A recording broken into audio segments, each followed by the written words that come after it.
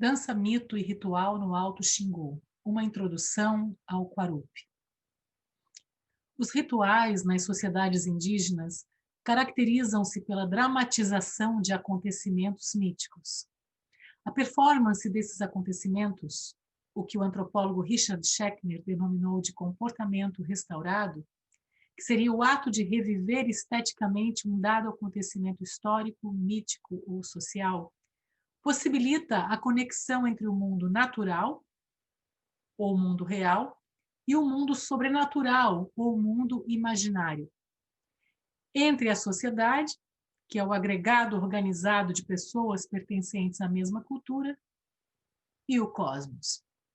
Em outras palavras, entre a comunidade formada por homens e mulheres e seus ancestrais, pessoas que já morreram e se transformaram em animais, elementos da natureza ou seres mitológicos. A comunicação com o mundo espiritual e com o mundo sobrenatural se dá através de rezas, cantos e danças, acompanhados de instrumentos musicais, tais como flautas, chocalhos e maracás, sendo muitas vezes conduzida, operada, mediada pela figura do pajé, ou xamã. Seguirei aqui a recomendação do escritor indígena Daniel Munduruku, expressa em seu blog Mundurucando, de que utilizemos a palavra xamã em detrimento da palavra pajé. Na visão de Daniel, o termo pajé é mais limitador em comparação à palavra xamã, que é mais universal, uma vez que em todas as culturas do mundo há ou houve a presença de uma pessoa que se conecta com os espíritos para curar. Xamã é um termo de origem siberiana, significando literalmente aquele que enxerga no escuro. Representa o arquétipo do adivinho, do conselheiro, curandeiro, médico ou sacerdote. Alguém capaz de se comunicar com outros mundos, com outras esferas, tendo acesso e fazendo contato com as forças da natureza, os espíritos dos mortos e seres mitológicos. Passemos ao tema da palestra. Há um mês, precisamente no dia 29 de setembro de 2020, eu proferi uma palestra sobre danças indígenas no evento virtual intitulado Primeiro Encontro de História da Dança, organizado pelo Centro Acadêmico de Dança, CADAN, da Universidade Federal do Pará. O aluno Felipe Araújo de Melo, idealizador do evento, pediu que eu abordasse as danças indígenas amazônicas, algumas delas, sob a ótica da antropologia da dança. Coincidentemente, quando recebi o convite, eu estava justamente revisando a literatura antropológica e etnomusicológica sobre danças rituais indígenas, visando incluí-la no plano da disciplina Dança, Cultura e Sociedade 2, que eu estou em vias de ministrar nesse segundo semestre de 2020. Considerei o convite uma feliz coincidência, decidindo apresentar na palestra descrições e reflexões sobre 4 danças rituais indígenas. Antô, a festa dos ratos, que é um rito de nomeação dos Kizedjé, ou Suyá. O Apité Nhonhô, furação de orelhas, rito de iniciação à vida adulta dos Xavante. Iauari, a festa da Jaguatirica, festa ritual de homenagem ao morto, falecido há mais de 10 anos, realizada pelos povos Camaiurá, Matipu e Iaualapiti, entre outros. E o próprio Quarupi, tema desta palestra de hoje. Quarupi significa, literalmente, expor madeira ao sol. É também o nome de uma madeira. Ou expor as madeiras ao sol, que é uma festa ritual de homenagem aos mortos, realizada pela maioria dos povos alto-xinguanos. O Iauari sendo homenagem a um morto apenas, e o Quarupi a vários mortos. Dentre os livros que eu vinha lendo, eu acho que vale a pena citar para vocês, eu me debrucei sobre esse trabalho de etnomusicologia, do etnomusicólogo Anthony Seeger, Por que cantam os Kizedjé, no qual ele descreve a festa dos ratos, o Antô, né? Que também, onde estão inseridas algumas danças, A Festa da Jaguatirica, uma partitura crítico-interpretativa, do etnomusicólogo Rafael José de Menezes Bastos. Alguns textos sobre danças indígenas, incluídos no livro Antropologia da Dança 4, organizado por mim. Um da Regina Polo Miller, sobre os Assurini, do Xingu. Outro da Karen Maria Veras, sobre os Matipu, também do Xingu, dentre outros textos. Mas aqui eu estou mencionando apenas os textos, os trabalhos, os livros e artigos de pessoas que abordaram rituais auto-xinguanos.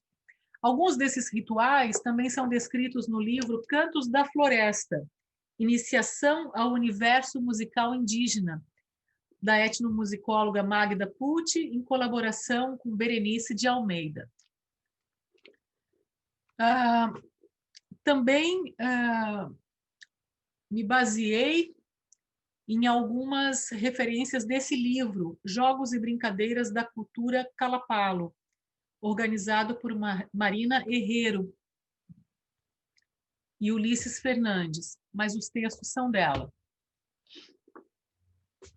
Bem, eu abri a minha palestra com a exibição de um vídeo sobre um quarupi realizado pelos Iaualapiti do Alto Xingu. Sem dar qualquer explicação prévia acerca do ritual que estava sendo mostrado, eu pedi aos estudantes que apenas exercitassem a sua imaginação, procurando responder mentalmente as perguntas. O que eles estão fazendo? Por que estão dançando? Estão dançando? Por que os corpos estão pintados e adornados com plumagens? O que representam ou simbolizam os objetos rituais? Pedi que imaginassem apenas, sem nenhum compromisso com a interpretação correta dos significantes. Em menos de 2 minutos de exibição das imagens, fui interrompida por Felipe, organizador do evento, com uma situação que teve um efeito desconcertante para mim. Seu aluno Mark, vou chamá-lo de Mark. Seu aluno Mark, disse Felipe, que é cego, pede que a senhora encontre uma forma de lhe descrever as imagens. E agora? Levei uns segundos para me recuperar do susto e tomar uma decisão a respeito da demanda que me fora apresentada. Expliquei que se eu começasse a descrever as cenas, teria que alterar o curso da minha fala e que isso mudaria totalmente o foco da palestra. Ao mesmo tempo, queria que o aluno se sentisse incluído no contexto da minha exposição oral. Decidi, então, mudar ligeiramente as orientações que havia dado aos alunos. Em vez de tentarem interpretar mentalmente as imagens, solicitei que apenas descrevessem as cenas e as ações corporais no chat do Google Meet, sem interpretação. E que outra pessoa fosse lendo, em voz alta, essas descrições para o Mark. Transcrevo aqui algumas delas. Abre aspas. O vídeo mostra um grupo indígena. Eles decoram um tronco com tinta branca. São indígenas dançando algo que remete a um ritual. Estão pintados de branco com desenhos da cor preta no corpo. Mulheres e homens estão intercalados. As mulheres um pouco atrás dos homens. As mulheres não apresentam a mesma pintura corporal dos homens. Aparecem crianças. Um adulto aparece sentado, comendo... Perdão, vou ler de novo. Um adulto aparece sentado, comentando sobre algo. Rapazes saem em fila com uma bermuda vermelha, sem pintura corporal. Eles entram em uma moradia indígena e ficam ao redor de uma fogueira. Agora, alguns homens adultos aparecem comentando, intercalados durante o vídeo. Fecha aspas. Mirei no que vi e acertei no que não vi. A intervenção inesperada de Felipe, informando-me sobre a necessidade de Mark, fez com que eu mudasse as orientações dadas aos alunos, o que possibilitou que chegássemos mais rapidamente ao cerne do que eu efetivamente queria transmitir. Ou seja, que uma observação impressionista do que chamaríamos no senso comum de dança, movimento do corpo esteticamente organizado, para dar uma definição, não dá conta de apreender os significados cosmológicos e mitológicos subjacentes às danças rituais indígenas. Vamos ao Quarup. O Quarup é um ritual de homenagem aos mortos, realizado pelos povos indígenas do Alto Xingu, consistindo numa sequência complexa de ritos e sub-ritos que se iniciam após o falecimento de uma pessoa e cuja performance rememora o ato de criação da humanidade pelo herói mítico Mavutsinин, organizador de toda a sociedade xinguana. Antes era o caos. Então Mavutsinin veio para organizar tudo, pôr nome em cada coisa e pôr cada coisa em seu lugar. Para criar os primeiros seres humanos, Mavutsinin cortou 12 troncos de madeira, chamados Quarup. Os mais escuros representavam os homens e os mais claros, as mulheres. Durante toda a noite, Mavutsinin cantou e alimentou o fogo, para que seu calor transmitisse vida aos troncos. O dia amanheceu e o sol começou a aquecer a areia e os troncos começaram a se mover, dando início ao processo de transformação da madeira em gente. Desse modo, foram criadas as 6 grandes linhagens do herói criador de todas as coisas. A vontade de Mavutsinin era de que as pessoas fossem eternas. Para tanto, bastaria repetir o ritual do Quarup, de homenagem aos mortos, para que o mistério da transformação do tronco de madeira em gente devolvesse a vida à pessoa morta na aldeia celeste, denominada Ivat.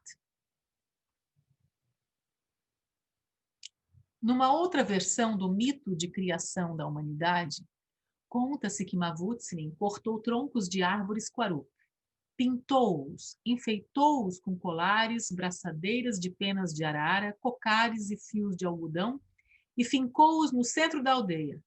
Feito isso, chamou 2 cutias para cantar por várias horas, até que aos poucos os troncos começaram a ganhar forma humana. Primeiro surgiram os braços, depois a cabeça, o tronco, as pernas e, por fim, o corpo todo. Foi assim que surgiram os Camaiurá e os demais povos alto-xinguanos, cada um com suas características. O Quarup é a festa ritual mais importante do calendário da cultura xinguana. É quando os grupos celebram e homenageiam suas lideranças falecidas, homens de grande prestígio que tenham prestado relevantes serviços à comunidade. Durante a celebração, outros mortos também são lembrados. Os xinguanos acreditam que após a morte, seus parentes fazem uma longa viagem até a aldeia celeste, Ivat, onde encontrarão seus ancestrais. O Quarup começa com o anúncio da morte de uma pessoa, cujo corpo é preparado com pintura, adornado com penas e os cabelos untados com urucum. Depois de cuidadosamente preparado, o corpo é como que embrulhado, embalado em uma rede, onde também são colocados seus objetos pessoais, seus pertences, suas armas. Eu vou descrever agora o sepultamento, um sepultamento merinaco, que eu pensei, garimpei do livro Merinaco Message from Amazon, que citei anteriormente, do Paulo Pinagé. Cavando-se 2 poços de aproximadamente 2 metros de profundidade, ligados por um túnel, a sepultura é feita. No centro de cada buraco fica uma tora de madeira, onde amarram a rede e o corpo fica esticado ao longo do túnel. Recobrem os poços com terra, sem jogarem terra diretamente sobre o corpo, pois acreditam que, se assim fosse feito, a alma ficaria impossibilitada de ir ao encontro de seus ancestrais. Passados alguns dias do sepultamento, todos os homens são convidados para uma grande pescaria, organizada pelo parente mais próximo do morto. Os peixes resultantes da pescaria deverão ser distribuídos entre a comunidade. Na sequência, o parente do morto é lavado e pintado com urucum. E os últimos pertences do morto são queimados pela viúva, que, em sinal de luto, raspa a cabeça. Isso entre os Merinaco. A antropóloga Carmen Junqueira, em seu artigo intitulado O Quarupi Camaiurá na aldeia Ivapu, descreve as 3 fases ou ritos principais da festa do Quarupi, cada qual invocando emoções variadas e demandando dos participantes decisões distintas. Isso entre os Camaiurá. A primeira fase tem início logo após o falecimento da pessoa e diz respeito aos cuidados relativos ao corpo do morto e seu sepultamento. A segunda fase ocorre várias semanas após a morte, quando os enlutados são perguntados se desejam ou não prosseguir com os rituais. A decisão gira em torno da construção de uma cerca de madeira, o apená, ao redor da sepultura, e o consentimento revela que os enlutados concordam com a realização do quarupi. A terceira e última fase começa quando as Pleiades podem ser vistas a olho nu no horizonte, prenunciando tempo seco, dias quentes, noites frescas e águas propícias à pesca. Em algum momento, entre os meses de julho e setembro, intensificam-se os preparativos para a cerimônia do quarupi. A aldeia anfitriã manda para outros povos da região um pareate, mensageiro, e 2 acompanhantes levando o convite para a festa. Retira-se então o apená e poucos dias depois é organizada a festa com a presença dos xamãs, ou pajés, que cuidam das rezas e dos rituais dirigidos aos espíritos das águas para que permitam o sucesso da pesca. Quando os pescadores regressam, os troncos são colocados em buracos feitos previamente no centro da aldeia. Cada tronco representa um morto a ser homenageado e é pintado e ornamentado com algodão no topo como cabelo, e pequenos círculos pretos como boca, e olhos de um rosto voltado para o nascer do sol. Mais abaixo, e sobre um fundo branco, os tradicionais desenhos geométricos do corpo são feitos. Os cantadores entoam os cantos tradicionais e logo depois os homens, ricamente enfeitados, dançam no pátio. Os familiares dos mortos começam a adornar os troncos com cocares, colares, cintos e braçadeiras. Os tocadores de uruá percorrem a aldeia, entrando de casa em casa. Uruá, aquela flauta, né, compridona. As pessoas cortam o cabelo e pintam o corpo, marcando assim o final do luto. Os parentes choram durante toda a noite ao lado do tronco do familiar morto. Esta citação está no texto, está no livro Cantos da Floresta, de Magda Pucci e Berenice de Almeida.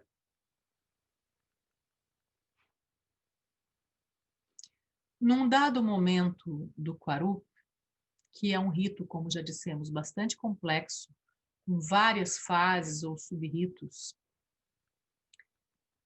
ao chamado do familiar do morto de maior prestígio, os melhores lutadores camaiurá dirigem-se até o centro da aldeia.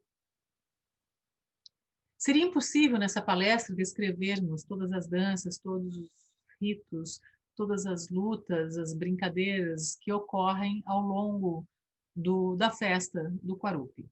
Por isso eu vou mencionar 2 lutas ocorridas em diferentes aldeias, em diferentes épocas, certo? Aqui eu vou falar dessa luta tradicional dos camaiurá, ruca-ruca. Num dado momento, ao chamado do familiar do morto de maior prestígio, os melhores lutadores Camaiurá dirigem-se até o centro da aldeia.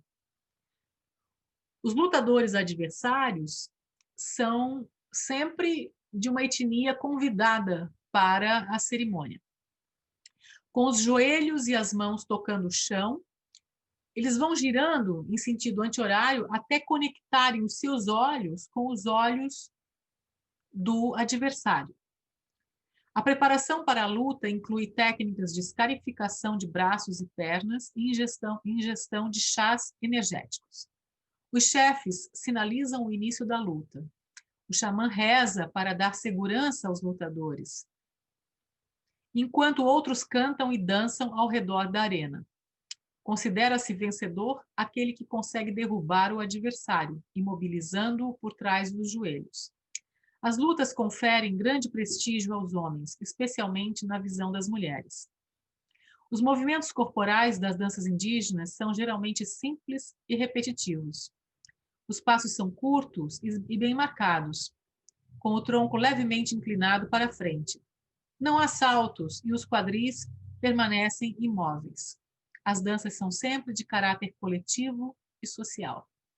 Por incrível que pareça, eu não privilegiei nessa minha palestra a descrição das danças, as danças inseridas no Quarupi, porque eu queria justamente provocar nos alunos, nos participantes desse evento, provocar a necessidade, o desejo também, a curiosidade de ir além do que está sendo visto, do que nós comumente chamaríamos de dança, ou de performance, ou de ritual, não importa, mas que conseguíssemos atravessar essa fronteira do olhar etnocêntrico e que conseguíssemos ver o ritual um pouco mais a partir das categorias nativas, a partir das categorias êtnicas, ou seja, a partir da visão de quem faz, né? É claro que eu citei vários trabalhos de pesquisadores, mas pesquisadores que conviveram longamente em comunidades indígenas, com os povos indígenas, né? E que tiveram a possibilidade de apreender um pouco desse universo de significantes e significados, de estruturas dancísticas, rituais e de narrativas míticas, com os seus significados ocultos, subjacentes. Agora eu vou passar a descrição de uma outra luta, Ikindene, que também pode ocorrer numa cerimônia de Quarupi. Trata-se de uma luta ou arte marcial que acontece à maneira de campeonato durante a cerimônia do Quarupi, com participação exclusiva dos homens. Os treinos acontecem no decorrer do ano entre indivíduos da mesma aldeia e sem público. O objetivo é derrubar o oponente. No entanto, se um lutador segurar firmemente a parte posterior da coxa do adversário, a luta acaba. Os lutadores utilizam proteção nos joelhos ou joelheiras compradas na cidade e óleo de pequi em locais estratégicos para dificultar a pegada. Não se trata de uma atividade divertida que é levada muito a sério.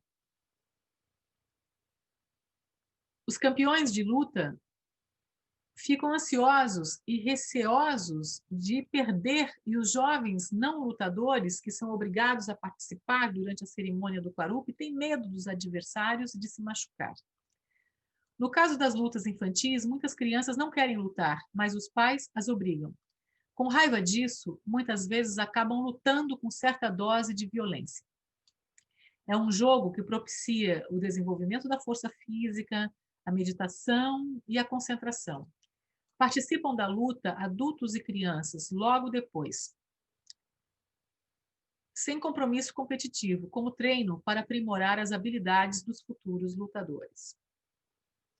A luta acontece sempre entre 2 jogadores, no fim da cerimônia do Quarupi.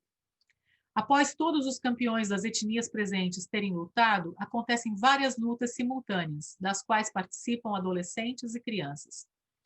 Essa luta, além de ser o jogo mais difundido e popular, encerra em si três aspectos culturais muito fortes para os povos alto-xinguanos: a sua maneira de entender o homem, o conceito de sociedade evoluída e o modelo de homem que eles perseguem. Um traço cultural que distingue os povos alto-xinguanos das demais etnias do Baixo e Médio Xingu é o fato de eles não serem caçadores nem guerreiros. Para esses povos, aliás, a caça é considerada um tipo de guerra. O modo de ser do homem alto-xinguano é o de pescador e de lutador. De acordo com seus critérios, a guerra é uma característica de subdesenvolvimento social. Nós não guerreamos, nós lutamos, diz um merinaco. Em substituição à guerra, os alto-xinguanos lutam. A luta esportiva não deixa de ser uma forma sublimada de guerrear. Para a cerimônia do Quarup, os lutadores se embelezam com pinturas corporais, cintos, tornozeleiras, colares de caramujos e feixes de lã nos braços e nos joelhos. Bem, eu vou tecer algumas considerações finais, né? Eu gostaria de dizer que aqui dos bastidores da palestra, da gravação, às 0h56, atravessando o dia de finados para o dia 1º, para o dia 3 de novembro, porque eu comecei a gravar ontem, ainda era dia 2, né? Eu queria homenagear os mortos falando do Quarup, e estou já virando a madrugada, e vou tecer minhas considerações finais, esperando que esta palestra chegue em tempo nas mãos da organização do evento para que seja transmitida a vocês amanhã, que é hoje, ou seja, 3 de novembro de 2020. Então, eu vou tecer aqui as minhas considerações finais. Partindo do princípio de que não existe forma cultural expressiva dissociada de seu contexto de criação, assim como não existe, no caso particular das danças indígenas, formas coreográficas destituídas de sentido e significado, eu procurei abordar a dança inserida no rito do Quarup em sua dimensão comunicacional, sem focar na dança especificamente, mas a dança como parte de um rito. Ou seja, como uma linguagem. O movimento do corpo esteticamente organizado, a dança, dá forma à manifestação de forças provenientes dos mundos natural e sobrenatural. Essas forças motrizes que dão forma ao corpo em movimento se associam, por assim dizer, às estruturas cosmológicas e mitológicas subjacentes ao rito. São elas que dão sentido e significado às danças indígenas. Ora, se a dança é estruturada como linguagem, o discurso dancístico, forma, conteúdo, significado, só ganha sentido se estiver associado a um imaginário cosmológico e mítico compartilhado. Foi isso que eu tentei mostrar aqui. Se nós não temos a chave cultural, as chaves culturais para compreender uma sequência de gestos, de movimentos ou de narrativas, não temos condições de interpretar absolutamente nada. Faremos descrições de passagem impressionistas. Por isso é importante, quando se vai pesquisar um ritual indígena, a convivência, a permanência no campo, no lugar onde esse rito será performado, digamos assim. Então, a dança, forma, mais conteúdo, mais significado, ela se inscreve nesse contexto ritual, ela não está separada dele, né? Não como uma mera combinação de células coreográficas, que seria a face significante de um conteúdo semântico oculto, que é o que queremos desvendar, mas como uma linguagem, uma enunciação, sendo esta fundamentalmente dialógica. O processo de enunciação, que seria a linguagem estética mais os atos de dança, corresponde a uma atualização temporal e espacial dos sujeitos em seus discursos dançados. Pela teoria da enunciação, não se analisa, pois, o texto, nesse caso, a dança, a coreografia, a sequência de gestos, como um produto, mas se procura refletir sobre o ato, ou atos de dança, de produção desse texto, perdão. Trata-se antes de uma inscrição de sentido, sempre sincrônica, ou seja, sempre no tempo, né? Ela só tem sentido no tempo, num dado contexto. Ainda que esta inscrição se refira a um tempo, a outro tempo, este diacrônico, cosmológico ou mítico. Então, é aqui que a antropologia se articula com a história. No evento sincrônico está contida a diacronia, está contida a história. Por isso que o rito pode ser um ritual indígena, uma dança ritual indígena, uma festa, uma celebração, um funeral, um rito de iniciação indígena, ele pode ser visto à luz do comportamento restaurado, esse feliz conceito cunhado pelo Richard Schechner, né, que fala exatamente de uma repetição, de uma atualização de algo que remete a uma matriz, a uma suposta matriz. E essa repetição que é passada de geração a geração e vai se repetindo é uma forma de atualizar essa memória, que é uma memória mítica, que é uma memória cosmológica, porque traz em seu conteúdo, como conteúdo, o resíduo dessas narrativas, desses mitos de origem, dessas visões de mundo. Então, a experiência estética das danças indígenas envolve incorporação de antepassados, espíritos da natureza ou seres míticos. Mas não basta saber disso. A gente precisa ouvir as narrativas, precisa conhecer os mitos, precisa entender essa relação entre o mundo social e o mundo cosmológico, entre o mundo natural e o mundo sobrenatural, entre o mundo das mulheres e dos homens e o mundo dos espíritos, dos mortos, dos espíritos da natureza, das forças da natureza e assim por diante. Eu espero ter transmitido um pouquinho do que eu venho estudando nos últimos 3 meses. Muito obrigada.